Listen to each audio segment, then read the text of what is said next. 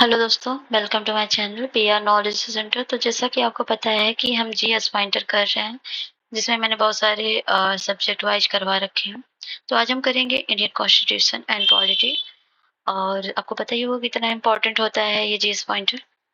और जो घटना चक्र भी अगर अगर आप कंप्लीटली करना चाहते हैं तो वो प्लेलिस्ट आपको मिल जाएगी। हमारे चैनल पे जाइए, प्लेलिस्ट में आपको मिल जाएगी। साथ ही साथ आपको टेस्ट भी मिलेगा और बहुत सारी चीज़ें मिलेंगी। तो आप प्लेलिस्ट एक बार गो थ्रू होना चाहिए। और अगर आप आर की भी प्रिपरेशन कर रहे हैं तो हिंदी के टॉपिक सारे के सारे पीवाईक्यू सब कुछ कंप्लीट करवाए गए हैं और कम से कम 50-60 टेस्ट भी करवाए गए हैं। तो वो भी आप देख सकते हैं। बाकी हम नए टेस्ट भी करवाएंगे, ठीक है। तो चलिए हम स्टार्ट करते हैं। तो पॉलिटी में हिस्टोरिकल बैकग्राउंड से स्टार्टिंग करते हैं।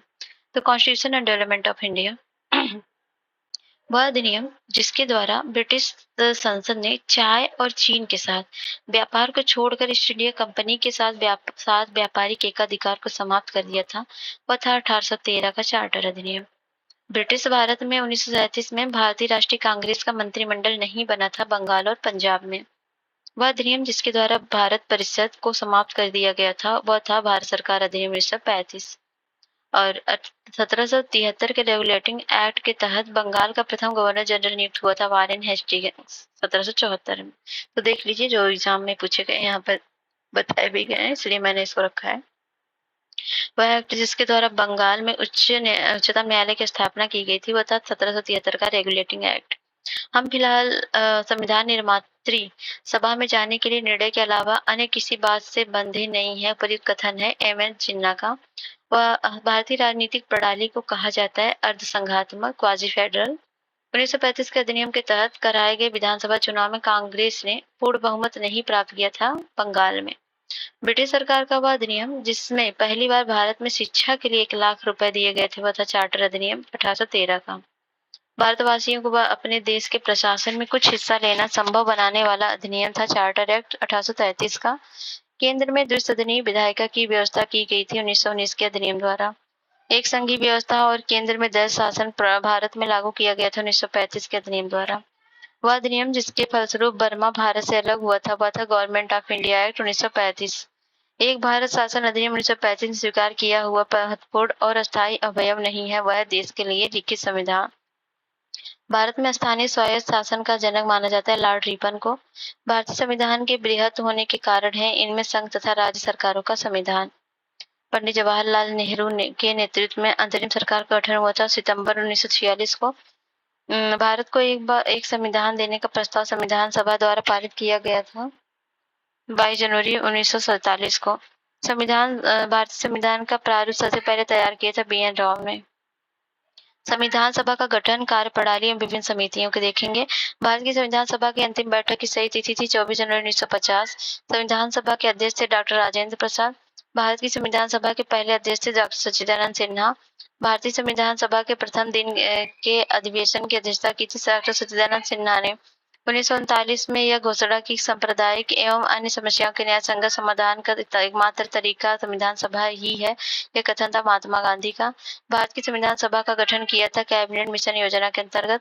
संविधान सभा का पहला सत्र हुआ था 9 दिसंबर 1946 को। संविधान सभा का संवैधानिक सलाहकार नियुक्त किया गया था डॉक्टर बी.एन. राव को। भारतीय संविधान का प्रथम प्रारूप तैयार किया गया था बी.एन. राव द्वारा। संविधान निर्माती परिषद की झंडा समिति के अध्यक्ष थे डॉक्टर राजेंद्र प्रसाद। भारतीय संविधान को संविधान सभा द्वारा अंगीकृत किया गया था 26 नवंबर 1949 को। भारत को एक संविधान देने का प्रस्ताव संविधान द्वारा पारित किया गया था 22 जनवरी 1947 को। भारत के संविधान के निर्माण में संविधान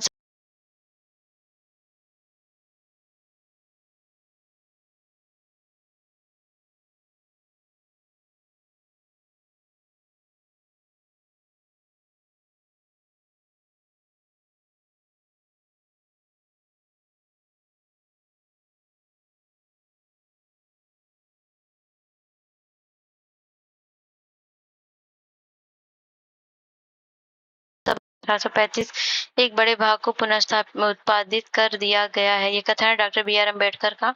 भारत के संविधान में समवर्ती सूची की अवधारणा गृहीत की गई थी ऑस्ट्रेलिया संविधान से। भारतीय संविधान में सन्निहित मूल अधिकारों की अवधारणा ग्रहण की गई थी संयुक्त राज्य अमेरिका के संविधान से। भारतीय संविधान में राज्य के नीति निर्देशक तत्वों के दिया गया आयरलैंड के संविधान से। भारत की संघात्मक व्यवस्था प्रभावित है कनाडा के संविधान से। भारतीय संविधान मौलिक कर्तव्य का विचार लिया गया है रूस के संविधान से। वह देश जहाँ राष्ट्रपति और प्रधानमंत्री राज्य की प्रमुख प्रतिकृति है वह है ब्रिटेन। भारत में संघ राज्य संबंध में समानता पाई जाती है कनाडा के संविधान तथा भारत सरकार अधिनियम 1935 से। National symbol. भारत संविधान सभा ने राष्ट्रीय गीत को अपनाया 24 जनवरी 1950 को। संविधान की प्रस्तावना उद्देश्य विषय वस्तु एक महत्व तो देखेंगे इसमें। संविधान की प्रस्तावना का विधिक रूप है लागू नहीं किया जा सकता है। भारत के संविधान की प्रस्तावना में न्याय, स्वतंत्रता, समानता एवं भ्रातृत्व के जितने प्रकारों का उल्लेख किया गया वह है 3 तरह के न्याय संविधान की प्रस्तावना में 3 तरह का न्याय है, 5 तरह की स्वतंत्रता है, समानता 2 तरह की, भ्रातृत्व 1 तरह का।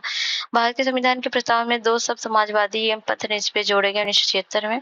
संपूर्ण प्रभुता संपन्न लोकतांत्रिक गणराज्य के स्थान पर संपूर्ण प्रभुता संपन्न समाजवादी पंथ निरपेक्ष लोकतांत्रिक गणराज्य पढ़ा जाने लगा 42वें संविधान संशोधन 1976 द्वारा। 26 नवंबर 1949 को अंगीकृत भारतीय संविधान के प्रस्ताव में सम्मिलित नहीं थे समाजवादी पंथ निरपेक्ष और अखंडता। भारतीय संविधान के प्रस्तावना में वर्णन नहीं है किसका आर्थिक स्वतंत्रता का।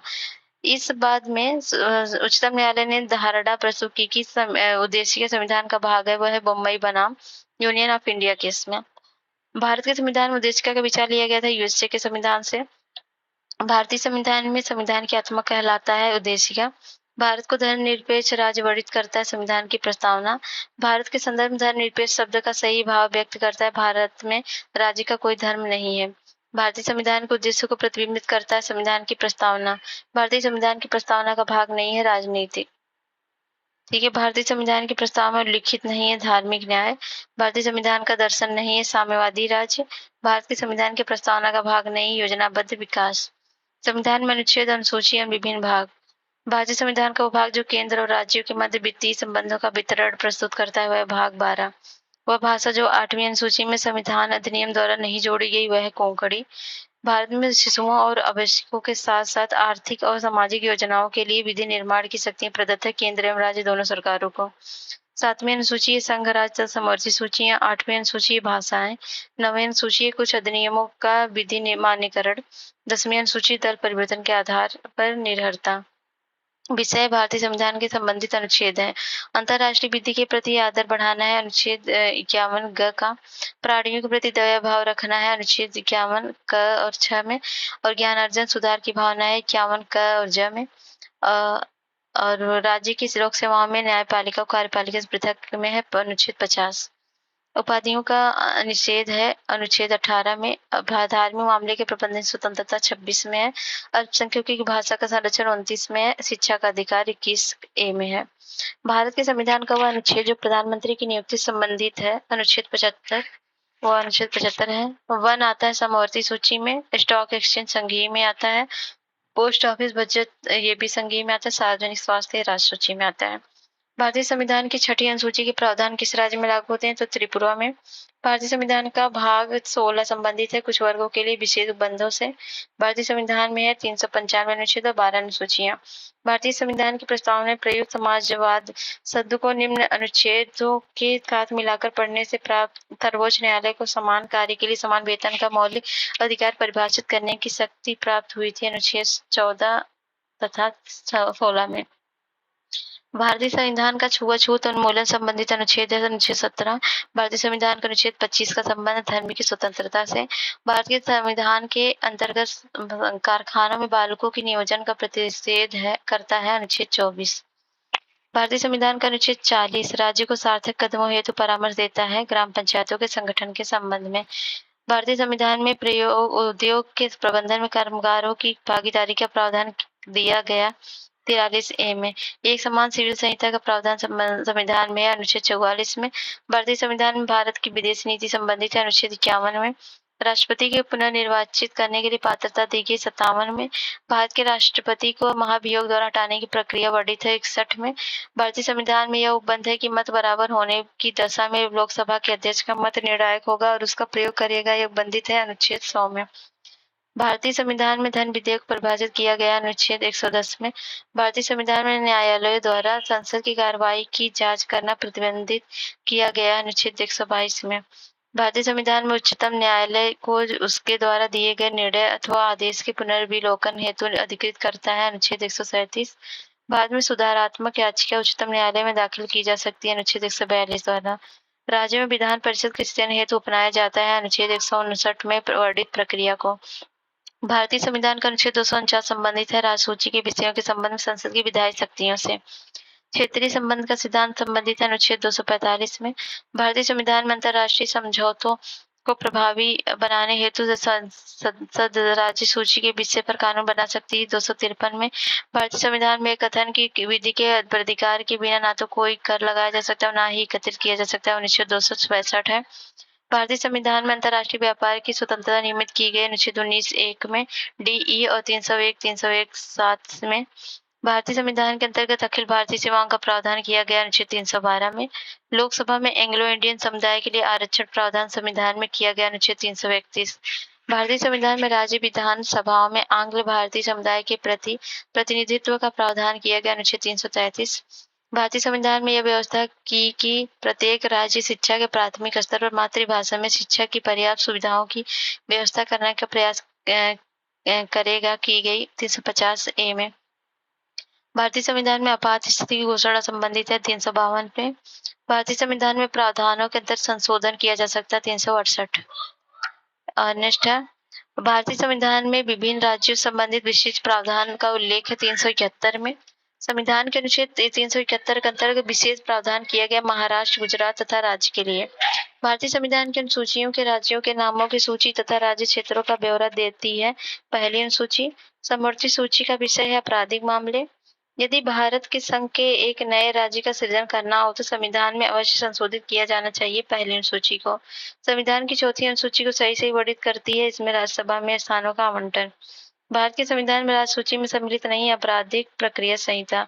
विवाह विच्छेद गोद लेना संविधान की 7वीं सूची में सम्मिलित किए गए समवर्ती सूची है। भारतीय संविधान की 7वीं अनुसूची की सूची 3rd समवर्ती सूची में शामिल दंड प्रक्रिया सरकार द्वारा शुल्क एवं कर लगाने का अधिकार उल्लिखित है 7वीं अनुसूची में। विधायी शक्तियों का केंद्र तथा राज्यों के मध्य वितरण संविधान में उपलब्ध है उपबंधित है 7वीं अनुसूची में। वे विषय जिन पर केंद्र व राज्य सरकारें दोनों कानून बना सकती हैं उल्लिखित है समवर्ती सूची में। आर्थिक नियोजन भारतीय संविधान में सम्मिलित है समवर्ती सूची में। राज्य भूमि सुधार अधिनियमों को संवैधानिक सुरक्षा प्रदान करने हेतु सम्मिलित किया गया है वह है 9वीं अनुसूची में। भारतीय संविधान की 11वीं अनुसूची संबंधित है पंचायती राज से। संविधान के 73वें संशोधन द्वारा पंचायत को निर्दिष्ट किया जाने वाले कार्य वर्णित हैं 11वीं सूची में। भारतीय संविधान विभाजित किया गया 22 भागों में। भारतीय संविधान का भाग 16 330 से 342 तक संबंधित है लोकसभा में अनुसूचित जाति जनजाति के आरक्षण एंग्लो इंडियन समुदाय के प्रतिनिधित्व से। संविधान का भाग 6 संबंधित है राज्य से।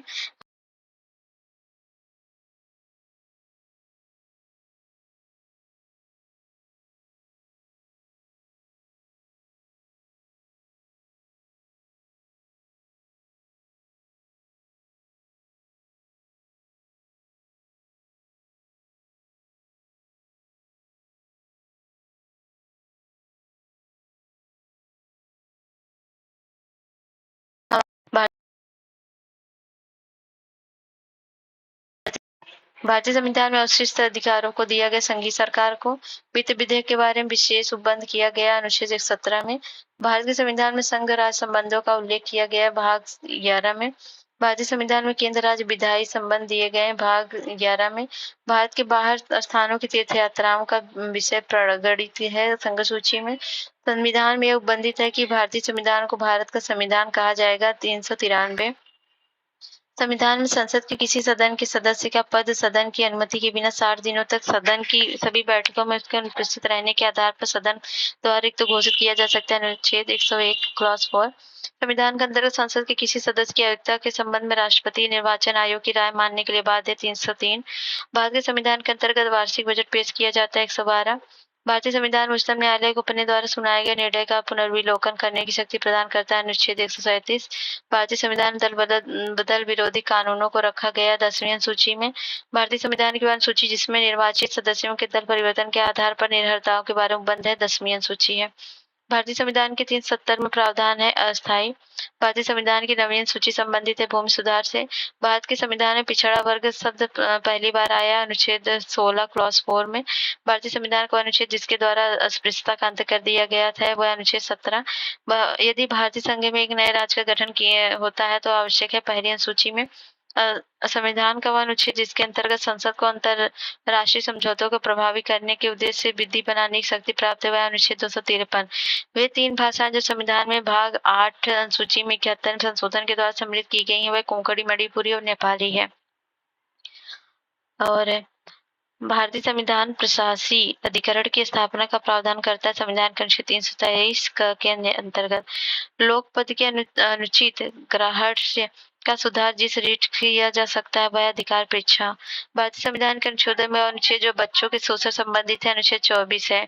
वह अनुच्छेद जिसके द्वारा संसद को यह अधिकार प्राप्त है कि राष्ट्रीय हित में वह राज्य सूची में दिए गए विषय में कानून बना सकती है वह 249। भारतीय संविधान का वह अनुच्छेद जो हर राज्य को प्राथमिक स्तर पर उसकी मातृभाषा में शिक्षा उपलब्ध करने में प्रोत्साहन देता है वह 350A। भारत की संघ सूची में सम्मिलित विषय है 97, वर्तमान में 100 है। द यूनियन एंड टेरिटरी में देखेंगे भारतीय संघात्मक व्यवस्था के संदर्भ में सही कथन है भारतीय संविधान के अंतर्गत राज्यों को संघ से अलग होने का अधिकार नहीं है। भारत में भाषा के आधार पर पहला बना राज्य था आंध्र प्रदेश। छत्तीसगढ़ राज्य का गठन जिसके विभाजन संपन्न हुआ है मध्य प्रदेश। एक नए राज्यों के निर्माण के लिए संवैधानिक बंध नहीं है, एक राज्य संघ राज्य क्षेत्र शामिल कर सकेगा। भारत में एक नया राज्य सृजित करने वाले विधेयक को पारित होना आवश्यक है संसद से साधारण बहुमत द्वारा। संविधान के प्रथम अनुच्छेद के अनुसार भारत राज्यों का यूनियन है। आंध्र प्रदेश पुनर्गठन विधेयक राष्ट्रपति द्वारा अनुमोदित तथा हस्ताक्षरित किया गया मार्च 2014 में।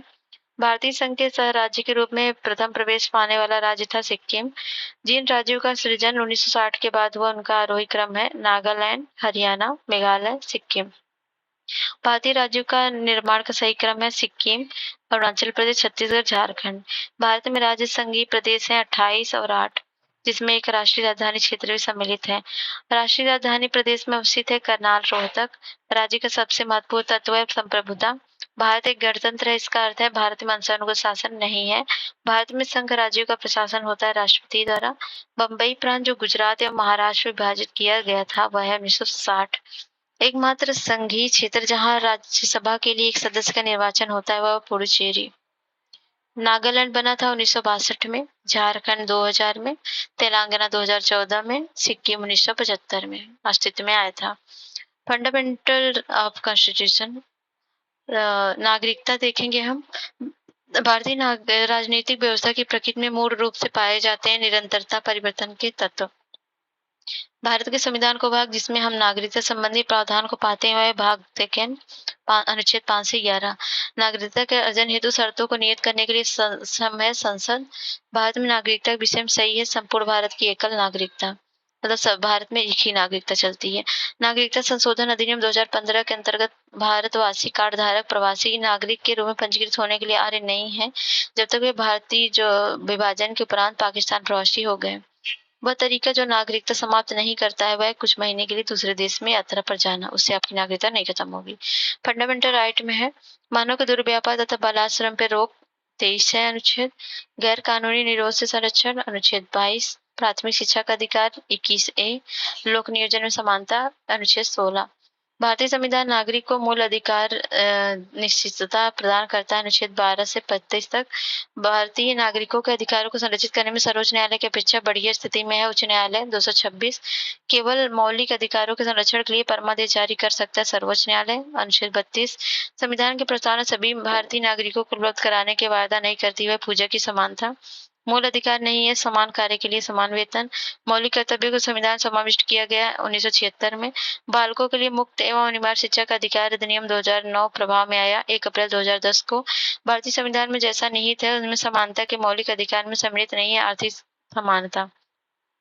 भारतीय संविधान के अधीन केवल भारत के नागरिक को ही अधिकार प्राप्त है। धर्म, जाति, जन्म या लिंग या जन्म स्थान या इनसे किसी के आधार पर विवेक के प्रतिषेध का अधिकार। आपातकालीन स्थिति में निलंबित किए जा सकते हैं मौलिक अधिकार। ग्रहण के सिद्धांत डॉक्ट्रिन ऑफ इक्लिप्स के संबंध में अनुच्छेद 13। मूल अधिकारों से असंगत या उनकी अल्पीकरण करने वाली विधियों को शून्य घोषित किया जाता है अनुच्छेद 13 के अंतर्गत। भारत के संविधान द्वारा प्रदत्त 6 मूल अधिकारों में नहीं है विरोध का अधिकार। विदेशी नागरिकों को मूल अधिकार प्राप्त नहीं है अभिव्यक्ति स्वतंत्रता का अधिकार। भारतीय संविधान में समानता का अधिकार 5 अनुच्छेदों द्वारा प्रदान किया गया हुआ है। अनुच्छेद 14 से 18 भारतीय संविधान में कानून की समझ समानता संबंधित है। अनुच्छेद 14 भारतीय संविधान के प्रस्तावना में प्रयुक्त समाजवाद शब्द को इस अनुच्छेदों के साथ मिलाकर पढ़ने से सर्वोच्च न्यायालय को समान कार्य के लिए समान वेतन का मौलिक अधिकार परिभाषित करने की शक्ति प्राप्त हुई। अनुच्छेद 14 और तथा 16 है। द्वितीय पीढ़ी का मानव अधिकार समझा जाता है समता का अधिकार। संविधान में प्रत्याभूत है सामाजिक समानता। शिक्षण संस्थान में अनुसूचित जातियों अनुसूचित जनजातियों के पक्ष में स्थानों को आरक्षण शासित होता है संविधान का अनुच्छेद 15 क्लॉज 4 से। और एक लोक नियोजन के विषय में भारत में सभी नागरिकों को अवसर की समानता प्रत्याभूत करता है अनुच्छेद 16 क्लॉज 1 और 16 क्लॉज 2। भारतीय संविधान में अस्पृश्यता के उन्मूलन की बात कही गई 17 में। भारतीय संविधान में स्वतंत्रता का अधिकार 4 अनुच्छेदों द्वारा प्रदान किया गया वह है 19, 20, 21, 22, 4, 19 से 21 तक।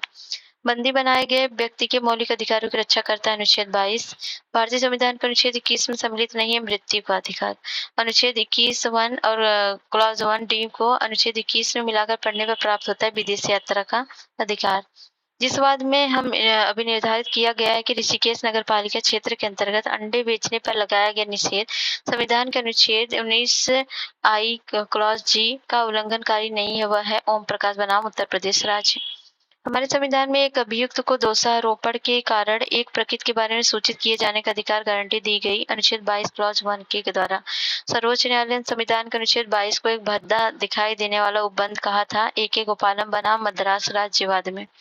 श्रमिकों को पर्याप्त मजदूरी न दिए जाने पर अतिलंघित होता है अनुच्छेद 23। एक ऐसे अनुच्छेद जिसे सर्वोच्च न्यायालय ने इस प्रकार विख्यापित कर दिया कि उसमें समस्त काल्पनिक मानवाधिकार सम्मिलित हो गए वह है अनुच्छेद 23। भारत के संविधान में उपबंध है कि 14 वर्ष से कम किसी बालक को किसी कारखाने या खान में काम करने के नियोजित नहीं किया जाएगा। किस अन्य संकट में नियोजन में नहीं लगाया जाएगा यह उपबंधित है अनुच्छेद 24 में। संविधान को वह अनुच्छेद जो बच्चों के शोषण का निषेध करता है वह 24। ठीक है। 6 वर्ष की आयु से 14 वर्ष की आयु के बीच के सभी बच्चों को शिक्षा का अधिकार है मूल अधिकार।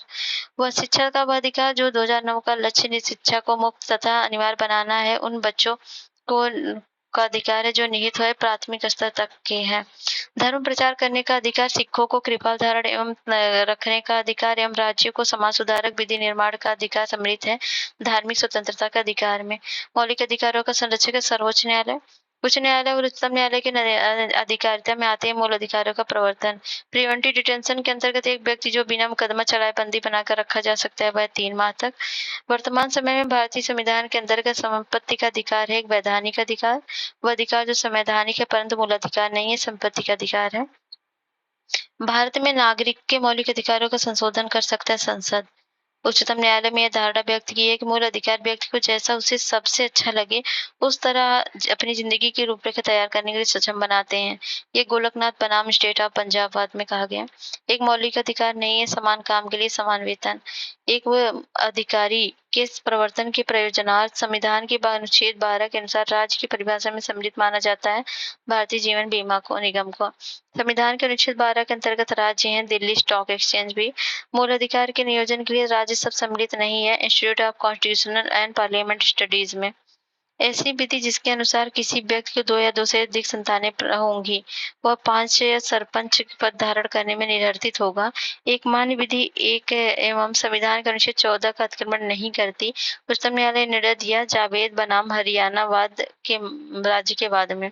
उच्चतम न्यायालय के इस निर्णय के पश्चात संविधान संशोधन द्वारा सामाजिक तथा शैक्षणिक दृष्टि से पिछड़े वर्गों के लिए विशेष प्रावधान जोड़े गए थे वह था मद्रास राज्य बनाम चंपाकम दोराईराजन। क्रीमी लेयर का सिद्धांत जो किसी जाति के खुशहाल वर्ग को आरक्षित परिधि से बाहर रखता है प्रतिपादित किया गया था इंदिरा साहनी बनाम भारत संघवाद के में। अभिव्यक्ति की स्वतंत्रता के अधिकार में निहित है भारत में प्रेस की स्वतंत्रता। यह निर्णय के सरकारी कर्मचारी को हड़ताल पर जाने का अधिकार नहीं है दिया गया टीके रंगराजन बनाम तमिलनाडु राज्य के वादे में। प्राण दोष मुक्ति सिद्धांत संबंधित है दोहरे परिसंघट से। सर्वोच्च न्यायालय के अनुच्छेद 21 में प्रयुक्त पद विधि द्वारा प्रस्थापित प्रक्रिया की व्याख्या रिजु न्याय संगत एवं उचित प्रक्रिया के रूप में की मेनका गांधी बनाम भारत संघ के वाद में। अनुच्छेद 21 में होने वाली अभिव्यक्ति का दायरा कानून द्वारा स्थापित प्रक्रिया विस्तारित किया गया था मेनका गांधी बनाम भारत संघ के मामले में। भारत के राष्ट्रपति को मूल अधिकारों के कार्यान्वयन को स्थगित करने का अधिकार प्राप्त है अनुच्छेद 359 के अंतर्गत। समता का अधिकार है 14 से 18 और वाक की स्वतंत्रता है 19 क्लॉज 1(1) में। और धर्म की स्वतंत्रता का अधिकार है अनुच्छेद 25 में। संवैधानिक उपचारों का अधिकार है 32 में। बंदी प्रत्यक्षीकरण में क्या है? To have the body of. परमादेश मतलब वी कमांड। प्रतिषेध में से रिट ऑफ प्रोहिबिशन। अधिकार परीक्षा बाय व्हाट अथॉरिटी। भारतीय संविधान में वर्णित मौलिक अधिकार की अवधारणा ली गई थी यूएसए के संविधान से। भारतीय संविधान का मौलिक अधिकार नहीं है संपत्ति का अधिकार। वह मूल अधिकार जो संविधान के 352 अनुच्छेद के अंतर्गत उद्घोषित आपात में स्थगित नहीं किया जा सकता है वह प्राण और दैविक स्वतंत्रता का अधिकार। कुछ मूल क्या आयु जाता है तो पता ही होगा आप लोग को नाटक इसका, ठीक है। कुछ मूल अधिकार सशस्त्र सेना के सदस्यों को उपलब्ध नहीं होते हैं, इसके निर्धारण का अधिकार होता है संसद के पास।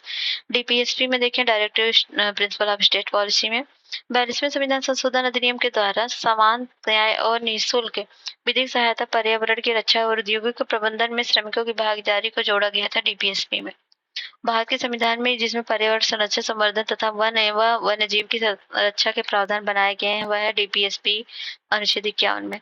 42वें संविधान संशोधन किस अनुच्छेद के माध्यम से श्रमिकों के प्रबंधन भागीदारी सुनिश्चित की गई वह था 43A में। भारत के संविधान में अंतर्राष्ट्रीय शांति तथा सुरक्षा को प्रोत्साहित देना सन्निहित है डीपीएसपी में। संविधान के 42वें संविधान संशोधन डीपीएसपी तत्वों में नहीं जोड़ा गया था सभी नागरिकों के लिए समान आचार संहिता। राज्यों के नीति निर्देशक तत्व सहज अध्ययन के लिए विभाजित किए जा सकते हैं समाजवादी, उदार बौद्धिकवादी और गांधीवादी में। भारतीय संविधान में कल्याणकारी राज्य के विचार को सम्मिलित किया गया है डीपीएसपी तत्वों में। भारतीय संविधान का वह संशोधन जो प्रावधानित करता है कि कोई कानून जो राज्य के उन नीति निर्देशक सिद्धांतों को जो अनुच्छेद 39B और C में वर्णित है प्रभावी बनाने हेतु पारित किए गया है इस कारण से निरस्त नहीं किया जाएगा कि वह अनुच्छेद 14 और 19 में प्रदत्त अधिकारों की सीमित करता है। वह 42वां संविधान संशोधन। राज्य का नीति निर्देशक सिद्धांत संविधान के बाद जोड़ा गया था मुक्त कानूनी सलाह। भारत के संविधान में कल्याणकारी राज्य का आदर्श प्रतिष्ठापित है डीपीएसपी तत्वों में। भारत के कल्याणकारी राज्य होने का विचार पाया जाता है संविधान की प्रस्तावना राज्य के नीति निर्देशक तत्वों में। अधिकतम संख्या का अधिकतम कल्याण सुनिश्चित करना उद्देश्य है कल्याणकारी राज्य का। राज्य के नीति निर्देशक तत्वों को लागू करना कर्तव्य है राज्य का। राज्य के नीति निर्देशक सिद्धांतों का उद्देश्य नहीं है एक धार्मिक राज्य की स्थापना करना। समान कार्य के लिए समान वेतन भारत के संविधान में सुनिश्चित किया गया है एक डीपीएसपी सिद्धांत का अंग थे। डीपीएसपी के तत्वों में निहित है पुरुषों और स्त्रियों दोनों का समान कार्य के लिए समान वेतन हो। एक नीति निर्देशक तत्व है समान आचार संहिता। राज्य के देश के पर्यावरण संरक्षण तथा संवर्धन का प्रयास करेगा सम्मिलित है डीपीएसपी सिद्धांतों में। राज्य के नीति निर्देशक सिद्धांतों में सम्मिलित है मद्य निषेध।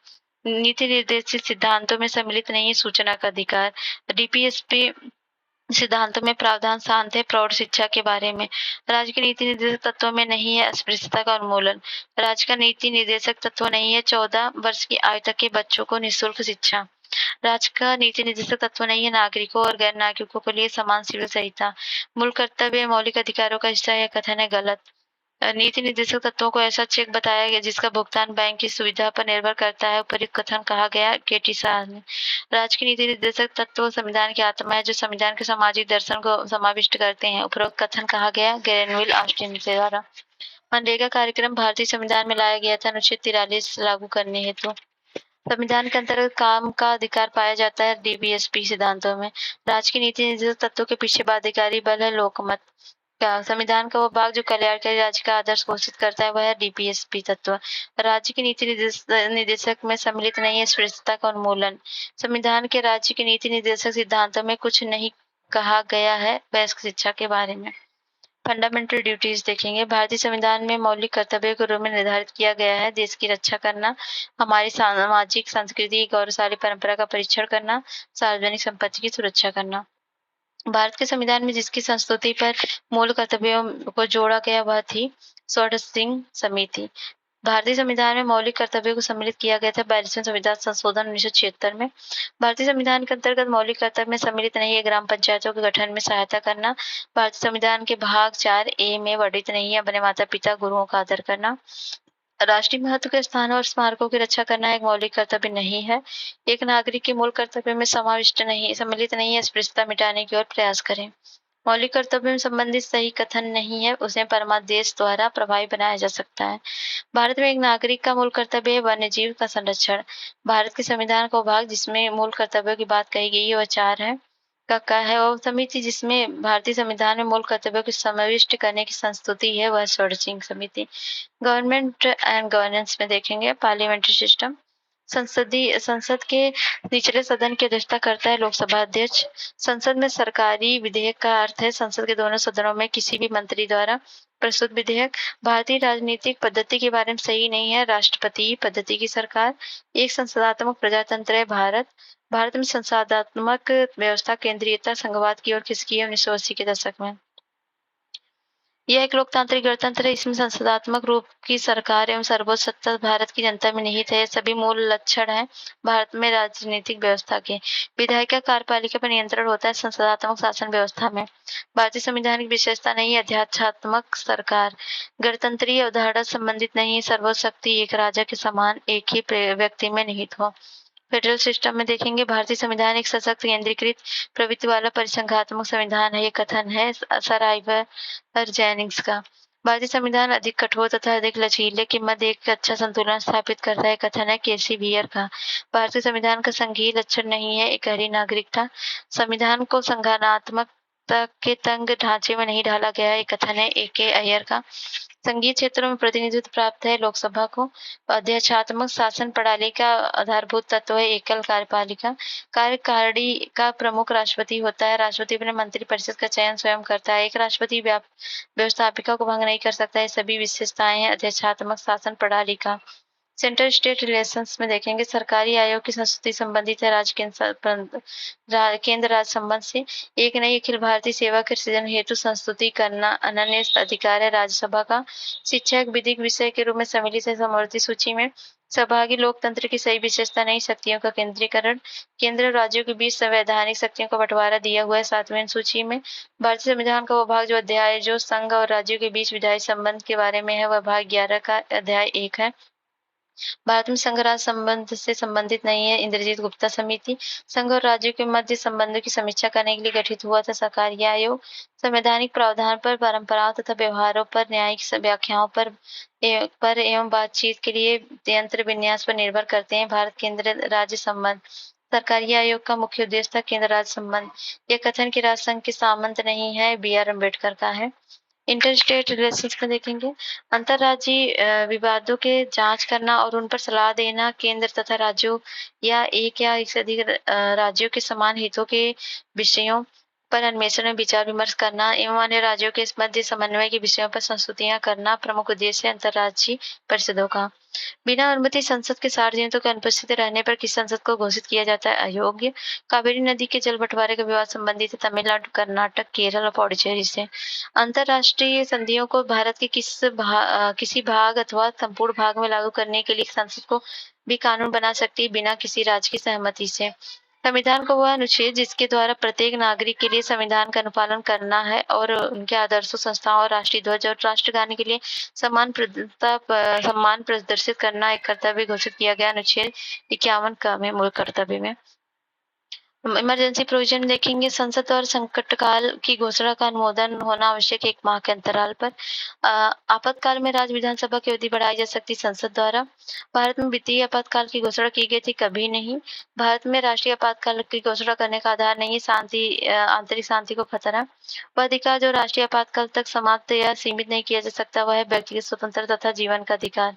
भारतीय संविधान के अनुच्छेद 356 के अंतर्गत राष्ट्रपति शासन सर्वप्रथम लागू किया गया पेप्सो में। संविधान के अंतर्गत युद्ध या शांति घोषणा शक्ति निहित है राष्ट्रपति में। भारतीय संविधान के अंतर्गत आपातकाल होता है 3 प्रकार का। लोकसभा के विघटित रहने की अवस्था में अनुच्छेद 352 के अधीन आपात की घोषणा का अनुमोदन अनिवार्य है। राज्यसभा द्वारा उनके उपरांत नई लोकसभा के पुनर्गठन तक यह अस्तित्व में रहेगी, जिसके द्वारा अपनी प्रथम बैठक से 30 दिनों के भीतर इसका अनुमोदन होना आवश्यक है। आपातकाल की घोषणा की स्वीकृति हेतु इसे संसद के समक्ष रखा जाना आवश्यक है 1 महीने के अंदर। राष्ट्रीय आपातकाल घोषणा निम्न आधारों पर की जा सकती है। वह है बाह्य आक्रमण, युद्ध, सशस्त्र विद्रोह के समय। भारतीय संविधान का वह अनुच्छेद जिसके अंतर्गत राज्यों में राष्ट्रपति शासन लगाया गया वह था अनुच्छेद 356। पार्लियामेंट में देखेंगे स्ट्रक्चर एंड इट्स फंक्शन। भारतीय संविधान का कौन सा अनुच्छेद संसद को अंतर्राष्ट्रीय समझौतों को लागू करने के लिए विधि निर्माण की शक्ति प्रदान करता है? वह 253। बिना अनुमति के 60 दिनों के दिन के संसद का अनुपस्थिति रहने पर संसद को अयोग्य घोषित किया जा सकता है। अनन्य रूप से प्रशासकीय तंत्र संबंधित थी पॉलीएबिलिटी रिपोर्ट। संसदीय संप्रभुता नहीं है भारत में। लोकसभा द्वारा पारित धन विधेयक राज्यसभा के द्वारा भी पारित मान लिया जाता है यदि राज्यसभा उस पर कोई कार्रवाई नहीं करती 14 दिनों तक। यदि उपाध्यक्ष लोकसभा की अध्यक्षता कर रहे हो तो उन्हें एक अधिकार प्राप्त है, वह है मत बराबरी की अवस्था में मतदान कर सकते हैं। भारतीय संसद में शामिल है राष्ट्रपति एवं दोनों सदन। भारत की संसद के संबंध में सही कथन नहीं है। मंत्रिमंडल सदस्यता निम्न सदन तक सीमित है। पार्लियामेंट द्वारा दिसंबर 1999 में निर्मित कानून के अनुसार एक नागरिक के वयस्क होने की कानूनी आयु है 18 वर्ष। लोकसभा और राज्यसभा में गणपूर्ति संख्या है कुल सदस्य संख्या का 1/10। संविधान की विषय सूचियों में दिए गए विषयों के अतिरिक्त विषयों पर कानून बना सकता है संसद। संसद में शून्यकाल का समय दोपहर 12 बजे से 1 बजे तक। संसद राज्य सूची के विषय के संबंध कानून बना सकती है यदि राज्यसभा ऐसा संकल्प पारित करती है। लाभ के पद का निर्णय करेगा राष्ट्रपति एवं राज्यपाल एवं संघीय संसद। संसद की बैठक वर्ष में अनावश्यक है 2 बार। भारतीय संविधान में अवशिष्ट शक्ति निहित है संसद में। कोई विधेयक जिसमें केवल व्यय अंतर्वलित और अनुच्छेद 110 में निर्दिष्ट कोई विषय उसमें सम्मिलित नहीं है उसे संसद किसी भी सदन में प्रारंभ किया जा सकता है। जब कोई विधेयक संसद दोनों सदनों द्वारा पारित कर दिया जाता है तो उस विधेयक को अनुमति रोकने का अधिकार है राष्ट्रपति को। धन विधेयक प्रस्तुत होती है लोकसभा में। राज्य सूची में सम्मिलित विषय के संबंध में राष्ट्रपति राष्ट्रीय हित में विधि बना सकती है केवल राज्यपाल। संविधान के अंतर्गत राज्यों की सीमाओं को परिवर्तित करने की शक्ति है संसद में। नए राज्यों की स्थापना करने की विधायिका शक्ति प्राप्त है संसद को। भारत के किसी राज्य में विधान परिषद का सृजन अथवा उसकी समाप्ति की जा सकती है। राज्य विधानसभा के तत्संबंधी संकल्पना पारित करने का संसद द्वारा। संसद में लेखा के लिए संसद में लेखा के लिए वोट आवश्यक होता है जब सामान्य बजट के समय सीमा के अंदर पारित होने की आशा नहीं होती है। लोकसभा में किसी विधेयक पर आम बहस होती है द्वितीय वाचन के समय। भारतीय संघ की विधायी शक्तियां निहित है संसद में। बजट प्रस्तुतिकरण, बजट पर चर्चा, विनियोग विधेयक को पारित करना एवं वित्त विधेयक को पारित करना, ये सभी चरण सम्मिलित है सामान्य वित्तीय विधायन में। निश्चित अवधि के लिए भारतीय संचित निधि में धन निकालने के लिए संघ सरकार को अनुमति प्रदान करता है लेखानुदान। भारतीय संसद के दोनों सदनों की संयुक्त बैठक होती है साधारण विधेयक के संबंध में। भारतीय संसद के दोनों सदनों की संयुक्त बैठक हुई थी दहेज उन्मूलन विधेयक के संबंध में। भारतीय संसद की संप्रभुता संबंधित है न्यायिक समीक्षा से। लोकसभा के अध्यक्ष, लोकसभा के उपाध्यक्ष, लोकसभा के महासचिव एवं राज्यसभा के अध्यक्ष सम्मिलित है संसद के अधिकारियों में। शून्यकाल का संसदीय व्यवस्था देन है भारत की। 2013-14 में अंतिम क्षणों में भारत की संसद के समक्ष से वापस ले लिया गया था दागी विधेयकों से संबंधित विधेयक। राष्ट्रपति, राज्यसभा एवं लोकसभा से मिलकर निर्मित होती है संसद। भारतीय संसद के अंग है लोकसभा, राज्यसभा और राष्ट्रपति। संसद किसी भी सदन की सदस्यता या योग्यता संबंधी प्रश्नों का निर्णय करता है निर्वाचन आयोग के परामर्श राष्ट्रपति। लोकसभा राज्यसभा के सदस्यों की अधिकतम संख्या है 545 से 250। प्रेसिडेंट भारत की कार्यवाहक मुख्य न्यायाधीश की नियुक्ति करते हैं भारत का राष्ट्रपति। राष्ट्रपति का निर्वाचन 54 में है अनुच्छेद और राष्ट्रपति की निर्वाचन की रीति है अनुच्छेद 55 में। राष्ट्रपति का शपथ प्रतिज्ञान है 60 में। अध्यादेश प्रख्यापित करने की राष्ट्रपति शक्ति है 123 और राष्ट्रपति का महाभियोग है 61। राष्ट्रपति राज्यसभा के लिए मनोनीत किए जा सकते हैं 12 सदस्य। वह जिसे भंग नहीं किया जा सकता पर समाप्त किया जा सकता है विधान परिषद है। संसद दोनों सदनों के निर्वाचित सदस्य सभी विधानसभाओं में निर्वाचित सदस्य एवं दिल्ली पुडुचेरी विधानसभाओं के निर्वाचित सदस्य होते हैं। राष्ट्रपति निर्वाचन मंडल में राष्ट्रपति के चुनाव संचालित किया जाता है भारत के निर्वाचन आयोग द्वारा। राष्ट्रपति बनने के लिए आवश्यक उम्र है 35 वर्ष। राष्ट्रपति के उम्मीदवार के लिए आवश्यक नहीं है वह पढ़ा लिखा हो। एक सांसद अथवा विधान सभा का सदस्य राष्ट्रपति निर्वाचित हो सकता है, परंतु निर्वाचित होने के तुरंत उपरांत अपनी सदस्यता छोड़नी होगी। भारत के राष्ट्रपति की अनुपस्थिति में यदि उपराष्ट्रपति उपलब्ध नहीं होता तो राष्ट्रपति की सरबराह कार्य कर सकता है भारत के प्रधान न्यायाधीश। और भारत के राष्ट्रपति को कार्यावधि की समाप्ति से पूर्व पद से हटाया जा सकता है महाभियोग द्वारा। अनुच्छेद 61 भारत के राष्ट्रपति पर महाभियोग चलाने की सूचना देना आवश्यक है कम से कम 14 दिन पूर्व। राष्ट्रपति की रिक्त स्थान भर लिया जाना चाहिए 6 माह के भीतर। वित्त आयोग के अध्यक्ष एवं संघ राज्य सेवा क्षेत्र के मुख्यमंत्री की नियुक्ति की जाती है भारत के राष्ट्रपति द्वारा। संघ की कार्यपालिका शक्तियां राष्ट्रपति में निहित है। 53 के अंतर्गत अनुच्छेद संघ कार्यपालिका शक्ति निहित है राष्ट्रपति में। भारतीय गणतंत्र का प्रमुख है भारत का राष्ट्रपति। लोकसभा भंग हो या आकस्मिक निधि से धनराशि निकाली जाएगी राष्ट्रपति के आदेश द्वारा। लोकसभा और राज्यसभा की संयुक्त बैठक आहूत की जाती है राष्ट्रपति द्वारा। भारतीय संविधान के अंतर्गत राष्ट्रपति को अधिकार है कि वह किसी बिल पर अपनी अनुमति रोक ले। लगभग 111 अनुच्छेद में अंतर्गत किसी भौगोलिक क्षेत्र को अनुसूचित क्षेत्र घोषित करने का संवैधानिक अधिकार राष्ट्रपति को है। विधि के प्रश्न पर भारतीय सर्वोच्च न्यायालय के परामर्श लेने का अधिकार राष्ट्रपति को है। भारत के राष्ट्रपति की शक्तियों के बारे में सही कथन नहीं है। राष्ट्रपति को सर्वोच्च न्यायालय के परामर्श को स्वीकार करना चाहिए। भारत के महान्यायवादी नियंत्रक एवं महालेखा परीक्षक एवं राज्य के राज्यपाल की नियुक्ति करते हैं राष्ट्रपति। भारत का राष्ट्रपति राष्ट्रीय आपात की घोषणा कर सकता है यदि खतरा हो बाहरी आक्रमण एवं सशस्त्र विद्रोह का। संविधान असाधारण परिस्थितियों में राष्ट्रपति को राज्यपाल कृतियों के निर्वहन हेतु बंद कर सकता है। अनुच्छेद 160 वह संवैधानिक विशेषाधिकार जो राष्ट्रपति का नहीं है। वित्तीय बिल को पुनर्विचार हेतु लौटाना भारत के राष्ट्रपति को अध्यादेश जारी करने की शक्ति प्रदान करता है। अनुच्छेद 123 राष्ट्रपति को अध्यादेश निर्गत करने की शक्ति प्रेरित है भारत सरकार अधिनियम 1935 द्वारा। राष्ट्रपति की क्षमा आदि की शक्ति है एक न्यायिक शक्ति। बिल्कुल प्रारंभ से भारत के राष्ट्रपति के पद पर आसीन व्यक्तियों का सही क्रम है। राजेंद्र प्रसाद, एस राधाकृष्णन, जाकिर हुसैन, बीवी गिरी। सर्वसम्मत से निर्वाचित भारत के राष्ट्रपति थे एन संजीव रेड्डी। राष्ट्रपति का आपातकालीन अधिकार संविधान के साथ धोखा एक कथन है हृदयनाथ कुंजरू का। भारत के राष्ट्रपति संबंधी सही कथन नहीं है। वह दोनों साधनों की चर्चा में भाग लेते हैं। वह राष्ट्र का प्रतिनिधित्व करता है परंतु राष्ट्र का नेतृत्व नहीं करता है। यह उक्ति लागू होती है राष्ट्रपति पर। ठीक है, और बाकी आगे हम करेंगे नेक्स्ट वीडियो में क्योंकि वीडियो लॉन्ग हो जाएगा। तो ठीक है, मिलते हैं नेक्स्ट वीडियो, तब तक ले जय भारत।